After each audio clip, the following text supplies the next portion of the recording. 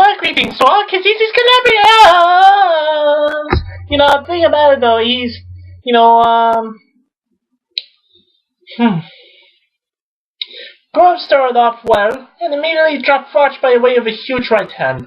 Now, to his credit, Froch picked himself up off the canvas and survived the round, but was staggered and could not get his shots flowing until later in the fight. Now, Groves was clearly dominating the fight, in my opinion, clearly won most of the rounds by scoring the cleaner shots and showing the better skill. Now, thing about it though is, the ninth round Groves was showing signs of being gassed out and started to lose grip on the fight. What to follow will of course be debated for years to come, but the referee waved the fight off after the Cobra unleashed a huge barrage of powerful clean shots to Groves' head that had him hurt and not entering back.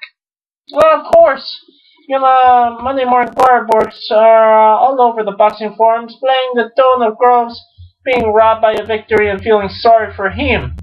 But should we feel sorry for Groves? I mean, as a matter of fact, I think Groves should be thankful to the referee for stopping the fight, and I am sure in a couple of years when he's more experienced and a lot wiser, he will know what I mean. Now let's go back to last year, Froch did debut. Whoever knows boxing, and mostly whoever has ever stopped inside the ring, knows that after a dreadful beating, Brute has not been and will never be the same fighter again. Science established a powerful succession of conclusive shots to the head will permanently damage the brain, and the fighter's reflexes and their ability to take headshots will greatly be diminished. Now, Groves was all over the place in the ninth round, gasping for air, while his legs would not help him. Now, if he looked like David Hay did in his loss to Carl Thompson years ago, he spent the better part of his gas in the early rounds, only to realize midway that due to the fight they had nothing left in the tank.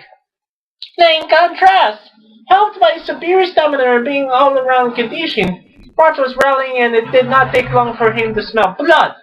I am sure had the referee not called the fight off, Groves would have had the same fate as Butts. Instead, Groves lived to fight another day, and I am asking why should we have taken that sort of unnecessary punishment, which could have potentially permanently damaged him and shortened his promising career. He's only 25, and, he has at least 10 years left in the tank if he eats right and trains right. He's definitely a talented kid, and there are lots of big fights awaiting him down the line. Why risk that just for a couple of minutes of crowd pleasing, So, he will get the chance to avenge his defeat. And if he has learned his lesson next time, he meets Froch, his chances he could be cruising to victory. Now, as for the referee, the only thing you can accuse him of is being overly cautious and looking after Groves the way that the other unfortunate fighters have not been looked after in the history of the sport. If you have any doubts, just ask Magomed Abdulsamov and his loved ones whether or not they would wish the referee had stopped his fight earlier. And being a boxing referee is not easy. If the boxer is seriously injured, there will always be the question of whether or not the fight should have been stopped early. On the contrary, if Groves was not injured, then the Monday morning judgment is that he should have been allowed to take more punishment. But I guess that our human nature has to do with our inability to correct